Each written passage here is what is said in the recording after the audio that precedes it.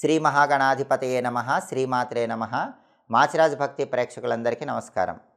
శని అమావాస్య సందర్భంగా ఎలాంటి విధి విధానాలు పాటిస్తే భయంకరమైన శని దోషాలన్నీ తొలగిపోతాయో ఈ వీడియోలో మనం తెలుసుకుందాం.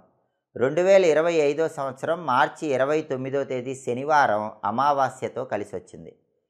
మార్చి 29 శనివారం అమావాస్యతో కలిసి వచ్చింది కాబట్టి దాన్ని శని అమావాస్య అనే పేరుతో పిలుస్తారు. శనివారం శనేశ్వరుడికి ప్రియమైన వారం. అమావాస్య తిథి అంటే కూడా శని భగవానుడికి ఎంతో ప్రీతిపాత్రం. శనివారం అమావాస్య కలిసి వచ్చిన రోజును శని అమావాస్య అంటారు. ఆ రోజు చేసేటటువంటి శని అభిషేకం కానీ శని పూజ కానీ మామూలు సమయంలో కంటే కొన్ని వేల రెట్లు విశేషమైన శుభ ఫలితాలను కలిగింపజేస్తాయి. సంపూర్ణంగా శని దోషాలు పోగొడతాయి. కాబట్టి మార్చి 29 శనివారం రోజు ఉదయాన్నే దగ్గరలో ఉన్న దేవాలయంలో నవగ్రహాల దగ్గరకు వెళ్ళాలి. నవగ్రహ ఆలయంలో శని విగ్రహానికి నువ్వుల నూనెతో అభిషేకం చేయాలి. అంటే శని విగ్రహం మీద నువ్వుల నూనె పోయాలి. అలా పోస్తే గనక ధనపరమైనటువంటి సమస్యలన్నీ తొలగిపోతాయి. నవగ్రహ ఆలయంలో శని విగ్రహానికి శని అమావాస్య రోజు నువ్వుల నూనెతో అభిషేకం చేస్తే, అంటే శని విగ్రహం మీద నువ్వుల నూనె పోస్తే అన్ని రకాలైనటువంటి కుటుంబ సమస్యలు తొలగిపోతాయి. కొబ్బరి నీళ్లతో శని విగ్రహానికి అభిషేకం చేస్తే ఆర్థిక ఇబ్బందులన్నీ తొలగిపోతాయి. అలాగే శని భగవానుడికి నీలం రంగు పుష్పాలంటే ఇష్టం.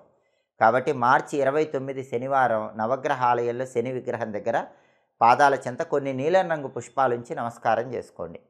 శనేశ్వరుడికి జమ్మి ఆకులు అంటే కూడా చాలా ఇష్టం. జమ్మి ఆకులు కొన్ని శని విగ్రహం పాదాల చెంత ఉంచితే మంచిది. ఒక పిడికెడు రాళ్ల ఉప్పు కానీ పిడికెడు నల్ల నువ్వులు కానీ శని విగ్రహం పాదాల చెంత ఉంచండి. కాబట్టి ఈ నాలుగిట్లో ఏదో ఒకటి చేయండి. మొట్టమొదటిది నీలం రంగు పుష్పాలు శని విగ్రహం పాదాల చెంత ఉంచటం. రెండవది ఒక పిడికెడు నల్ల నువ్వులు ఉంచటం. మూడవది జమ్మి ఆకులు ఉంచటం. నాలుగవది ఒక పిడికెడు రాళ్ల ఉప్పు శని విగ్రహం పాదాల చెంత ఉంచటం. శని అమావాస్య రోజు ఈ నాలుగింటిలో ఏ ఒక్క పని చేసినా సంవత్సరం మొత్తం భయంకరమైన శని దోషాలు తొలగిపోయి శనేశ్వరుడి సంపూర్ణమైన అనుగ్రహం కలుగుతుంది. ఆ తర్వాత నవగ్రహాల చుట్టూ ప్రదక్షిణలు చేస్తూ ఓం శం శనైశ్చరాయ నమః అనే మంత్రాన్ని మనసులో స్మరించుకోండి. అలాగే ఆలయ ప్రాంగణంలో శని అమావాస్య రోజు 1.25 కేజీ నల్ల నువ్వులు, ఒక ఇనుప మేకు, కొద్దిగా దూది, అరకిలో పెసరపప్పు వీటన్నిటిని నల్లటి వస్త్రంలో మూట కట్టి ఎవరైనా పంతులు గారికి దానం ఇవ్వండి. భయంకరమైన శని దోషాలు తొలగిపోతాయి.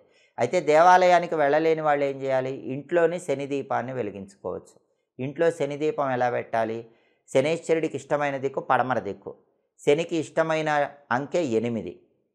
శనికి ఇష్టమైన నూనె నువ్వుల నూనె. కాబట్టి శని అమావాస్య రోజు స్నానం చేశాక మీ ఇంట్లో హాల్లో పడమర దిక్కులో ఒక పీట ఉంచి ఆ పీట మీద బియ్యపిండితో ముగ్గు వేసి ఒక మట్టి ప్రమిదలో ఇంకొక మట్టి ప్రమిద ఉంచి దానిలో నువ్వుల నూనె పోసి 8 ఒత్తులు కలిపి ఒక ఒత్తిగా చేసి ఆ ఒత్తి పడమర దిక్కు వైపు వెలిగేలాగా దీపం పెట్టండి.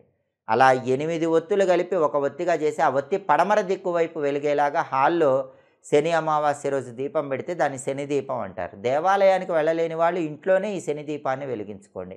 వెలిగించుకున్నా కూడా జాతక శని దోషాలు, రాశిపరమైన శని దోషాల నుంచి సులభంగా బయటపడవచ్చు.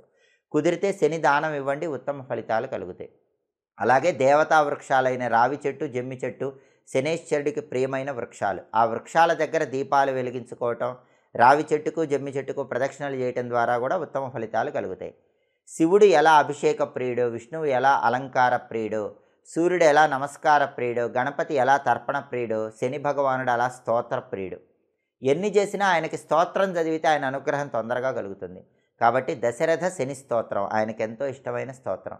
శని అమావాస్య రోజు ఉదయము సాయంత్రము దశరథ ప్రోక్త శని స్తోత్రము చదవటం కానీ వినటం కానీ చేయండి. స్తోత్రం మొత్తం చదువుకోలేని వాళ్ళు ఓం శం శనైశ్చరాయ నమః అని మనస్సులో వీలైనన్ని సార్లు చదువుకోండి. దానివల్ల కూడా శని భగవానుడి సంపూర్ణమైన అనుగ్రహం కలుగుతుంది. కాబట్టి చాలా శక్తివంతమైన రోజు మార్చి 29వ తేదీ శనివారం శని అమావాస్య. అరుదైన ఈ అవకాశాన్ని వదులుకోకండి. జాతకంలో ఉన్న భయంకరమైన శని దోషాలు, రాశిపరంగా ఉన్న భయంకరమైన శని దోషాలు అన్నీ పోగొట్టుకోవటానికి శని అమావాస్య సందర్భంగా ఈ ప్రత్యేకమైన విధి విధానాలు పాటించండి. సమస్త శుభాలను సిద్ధింపజేసుకోండి. నిత్య జీవితంలో మీరు అనేక రకాలైన సమస్యలతో సతమతమైపోతున్నారా? ఆ సమస్యలన్నిటికీ సులభమైన పరిష్కార మార్గాల కోసం మాచిరాజ్ భక్తి ఛానల్ తప్పకుండా చూడండి. మా వీడియోస్ మీకు నచ్చినట్లయితే మా ఛానల్ని లైక్ చేయండి, కామెంట్ చేయండి. మా ఛానల్ వీడియోస్ 10 మంది మిత్రులకు షేర్ చేయండి. మా ఛానల్ని సబ్స్క్రైబ్ చేసుకోండి. పక్కనున్న బెల్ సింబల్ నొక్కటం మాత్రం మర్చిపోకండి. సర్వే జనాః సుఖినో భవంతు. స్వస్తి.